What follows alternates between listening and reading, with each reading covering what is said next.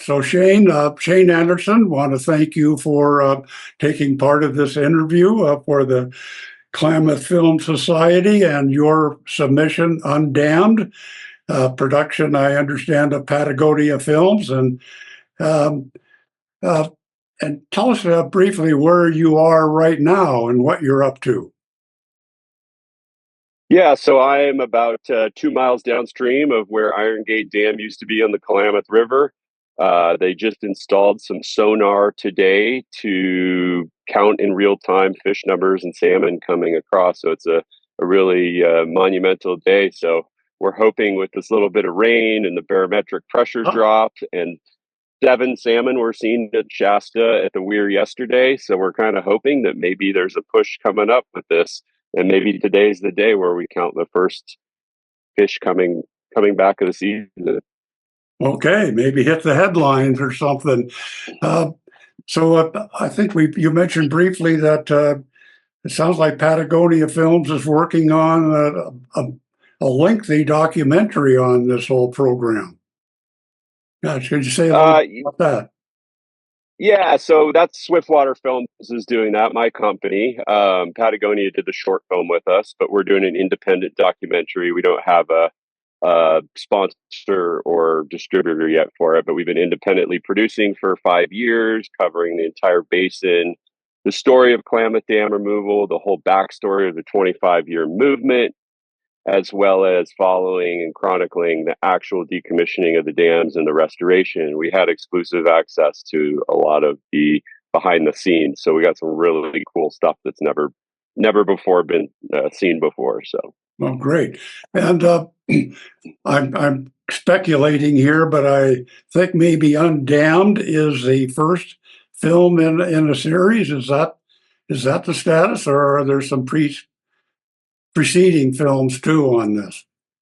Yeah, so we've been since the larger feature film has been such a long project. We've been releasing short films every year. So in 2020, we did a film called Guardians of the River with some young Yurok advocates downriver. The following year, we had Bring the Salmon Home, about the salmon run that goes from the mouth of the river to the headwaters, and that was in the Klamath Film Festival. Did another film called Restoring Balance about the restoration program, and then partnered with Patagonia and Amy Cordalis to do the short Undammed. So they all are kind of linked to the bigger project. It's a lot of the same people, a lot of the same places, but the bigger project kind of ties it all together, and will be done in 2026. Yeah, and pick it up there with you mentioned Amy Bowers Cordalis, and this film really focuses on her. I believe that's fair to say, and her story is compelling. Can you give us just a touch of what her story? Yeah, well, she comes from a long line of Yuroks that have used the legal route to defend tribal sovereignty, fishing rights. She had members of her family sign the original treaty in the mid 1800s, and then her great uncle Raymond Matz took a fishing case to the Supreme Court in 1973, which in turn established the Yurok fishing rights for federal law. And then she was inspired in the 2002 fish kill, the most catastrophic fish kill in American history, to go down the path toward law. So she's a lawyer. She was the first legal counsel of the Yurok tribe, tribal member for the Yurok tribe, and just an incredible force, and uses law as a tool. Pioneered a lot of rights of nature movement, spearheaded making the Klamath River right of personhood, which is the only river, I believe, in North America under tribal law. Yeah, just a force to be reckoned with, and just really grateful to have been able to work with her. Well, maybe she would give me a right of personhood. That'd be great. Thank you. Now I want to kind of go off on my tangent a little bit and start with Klamath Lake, which is outside of the scope of the present film. But as I'm sure you know, the Klamath tribe is very concerned about the water quality of the lake. And I'm thinking I might follow up with them and include some of your statements in whatever that amounts to. So appreciate you tolerating me here with that part, if you will. Uh, yeah, there is at the mouth, I guess you'd say, of Klamath Lake. There are two dams that aren't mentioned in your video. One right at the headwaters. I'm sure you're familiar with that. And then you go about another 10 miles downstream. Lake Ewanna kind of gets recognized as Klamath River, but it's all still because there's, basically not moving because it's another reservoir with Keno. I think it's called Keno Dam. That's right there. What's in the plans, if anything, for those two dams? Well, Pacific Corp just transferred title to the dams to the Bureau of Reclamation, so it's kind of in their hands. So I don't know what's in store for them. I do know they have fish ladders that are pretty low elevation, so at least salmon shouldn't be having a hard time getting through there. However, yeah, Keno Dam definitely impairs water quality and temperature for sure in that stretch. But the good thing about when J.C. Boyle Dam was removed and water was restored from the penstocks that had diverted it through a mountain back into the river channel is there's a lot of springs, natural springs in that section. So there's a lot of accretion flows, upwards of 300 cubic feet a second, that deliver really cold water. So that water coming out of Keno is a little warmer, goes through the new undammed section of J.C. Boyle, and water temperatures drop significantly. I've been looking at the daily temperatures, and it can be up to 6-degree difference Fahrenheit, which is pretty incredible. Yeah, that is. I know nothing about this, but it sounds pretty incredible. All right. And also, from my youth, I have fond memories of both the Trinity River and the Salmon River, which are major tributaries to the Klamath. And wow, they are wild and scenic, scenic rivers for sure. There is one dam on the Trinity I know about. I believe nothing on the Salmon. Um, and um, and and I think you featured, or one of your films kind of featured the Salmon River and its contribution to the spring run. Do I have that right? Is that? Yeah, I did a film called The Lost Salmon about the plight of spring Chinook salmon, and we did a whole sequence on the spring Chinook dives there. And yeah, the salmon is really the last bastion in the Klamath Basin for spring Chinook genetics. There's a few in the South Fork Trinity. There's a few in some of the other tributaries, but that's really the population, and it is pretty low. I think this year it was just around 100 fish counted in the dive. Oh, okay. Yeah. Okay. Well, thank you on that. And also, there's we've mentioned the Klamath. There's the Klamath, Modoc, and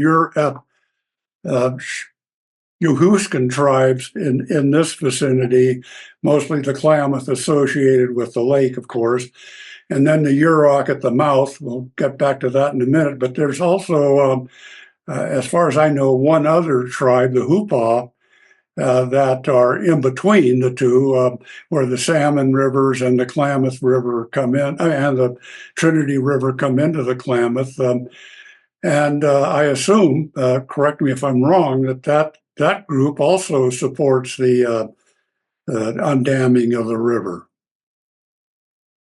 Yeah, they weren't on the settlement agreement. It was Yurok and Karuk that were on the settlement agreement, but I know there's a lot of Hupa tribal members that are very supportive of it. I'm not sure what the status is with the government, with the tribal government right now, but there's definitely a lot of support in the whole base. Yeah, well, good. Dam removal. Well, maybe you'll cover some of that in your future films. So it'd be great. You bet.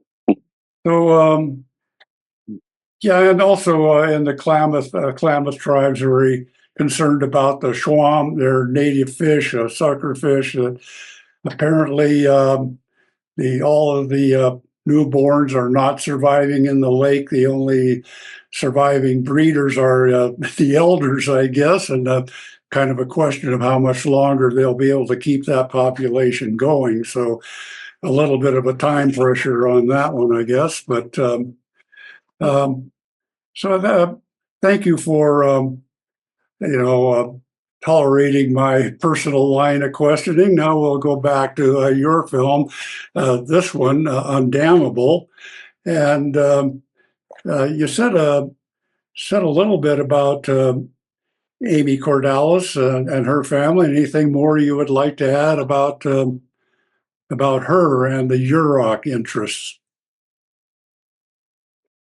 Yeah, I mean, they really leveraged legal aspects. The Klamath dams are coming out because a lot of different people used a lot of different tools over a long period of time. There wasn't one person responsible or one method used. And there was law, there was science, there was direct action, there was policy changes. So there's all these different avenues that took over that 25-year movement. And the legal aspect was really important, tying in Endangered Species Act, which in turn forced the company Pacific Corp to address the no fish passage using fish ladders. And then ultimately they decided that it would be too expensive to put fish ladders in and cheaper to take the dams out. And that's really the catalyst behind why the dams are coming out, is kind of an economic and legal settlement with pressure from the communities and direct action. So, yeah, what I have to say on that. Okay.